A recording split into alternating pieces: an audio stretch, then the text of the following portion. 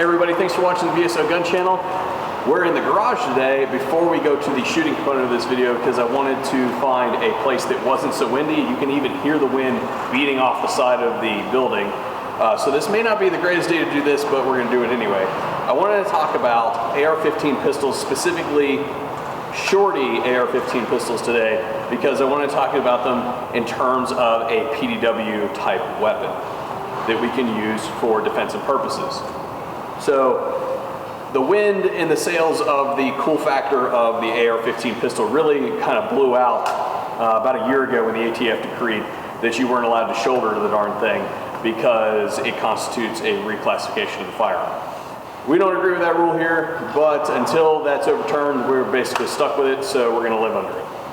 So what I wanted to do, though, is talk about a discussion that I was in with a viewer, because there's a perception out there that a short-barreled AR-15 like this 7-inch gun here, this is a 7-inch barrel underneath of this 7.25-inch Midwest Industries Generation 3 rail here.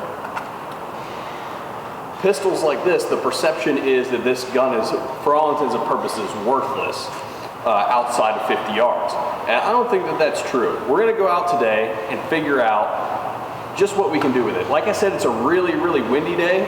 I think we could probably push it to 300, but because it's so windy, we're probably not going to be able to score good hits on a far piece of steel because 55 grain projectiles like this don't fly so great in the wind. So I've recently started thinking about PDWs like this thing because there was actually an incident around here up in Youngstown, Ohio, where there was a boulder painted up with all kinds of ISIS flags and all that sort of stuff. So as far as being prepared and having a little bit more firepower with you, if you've got maybe a man purse or something like that, like I carry with the in the Skitch 15 from VanQuest, you could pretty easily conceal something like this thing, or even just have it in your vehicle should you need to upgrade firepower. So along that line of thinking, even if the 50-yard line of thinking holds true, what kind of situation are you going to be in as a CCW carrying civilian that you could justify engaging targets out past 50 yards? But I think that these things are much more capable than a lot of people give them credit for. We're going to go ahead and out there and see what we can do. And the other thing that I wanted to point out as far as something like this is concerned, this is obviously a pistol and is readily converted via a form and tax stamp to a short barrel rifle. But if I was going to have this in my truck, I would probably not form it, because something like this can cross state lines and travel with you across the United States without any kind of regulatory paperwork. So something like this might be a really, really viable option for somebody who does a lot of traveling and wants to have a little bit of extra oomph with them in addition to their traditional sidearm. Now, that said, I've been doing enough jibber jabbering in here. I think we go out to the static line, see if we can't get some hits on steel with this thing out at maybe 200 yards, and validate that this thing is a capable PDW. Coming up right now on the VSO Gun Channel.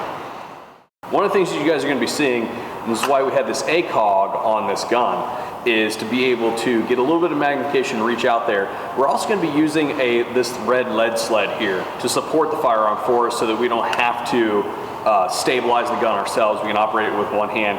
And to keep myself from scope ringing myself with this gun, we're probably going to tuck our support hand behind this thing and hold the buffer tube like this to keep it from receding back and drilling me in the face, because this ACOG's got enough scratches on the back of it already from my skull. We don't need to put any more on there.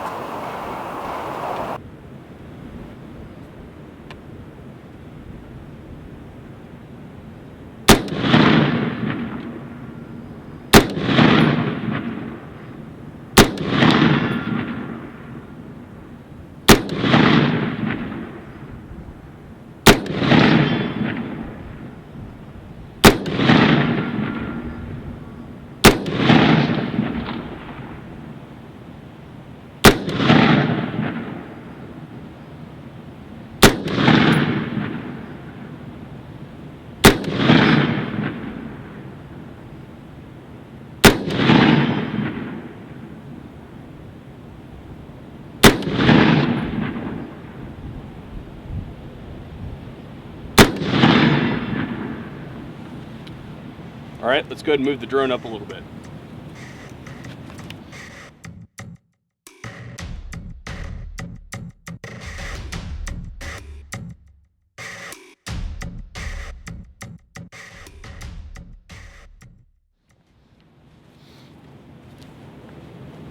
Okay, now at 200.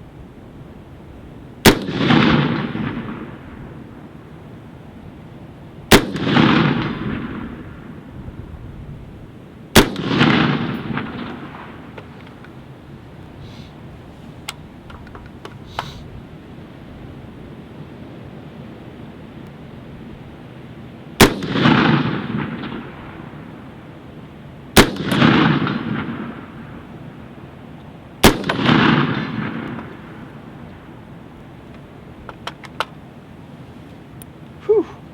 Man, I tell you what, that wind is really blowing us around out there. That is insane. The drone is gonna have to come back now. So, usually I get approximately 35 minutes out of the flight time on this thing. But because it's so windy and it's had to like hold its space for so long, it was so much work, I got about 5 minutes. That's pretty bad. And wow, is it getting blown around. Let's get the camera.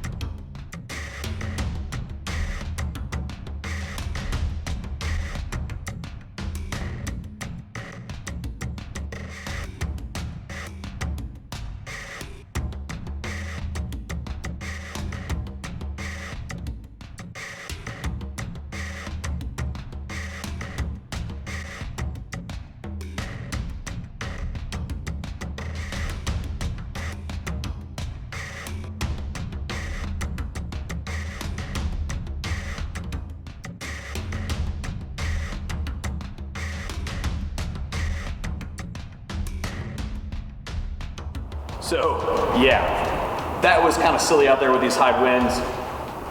We were able to make consistent hits out to 100 yards with this thing really without any trouble at all. 200 yards, a little bit more challenging, but we were still able to get relatively consistent hits out there.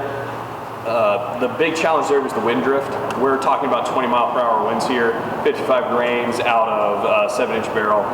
I mean, obviously the velocities are not going to be as high as your traditional 16-inch barrels, things like that. So there's a little bit more wind drift at that range. 350, super amounts of wind drift. I was able to get the elevation spot on, but I just could not connect with the target out at 350, unfortunately. So, but I do think that that does quash the myths surrounding the efficacy of a super shorty AR-15 pistol PDW like this thing. I think it's a viable tool if you guys just want a little bit more firepower, maybe in your man bag or even in your truck. Think about it, see if it's something that fits your lifestyle, your travel style, things like that. Look into them. If you guys want any more information on these Midwest Industries rails that are on here, there is a link in the description showing how those are to be installed. I mean, these things are just spot on. They almost weigh nothing. They are very, very strong construction. The Generation 3 rails from Midwest Industries, check those out if you guys want to know more information about them. Links in the description. That said, this was a video taking a look at the AR-15 PDW, see what you guys can get in them, see what kind of capabilities are out there. Thanks for watching the VSO Gun Channel, and we'll catch you on the next video.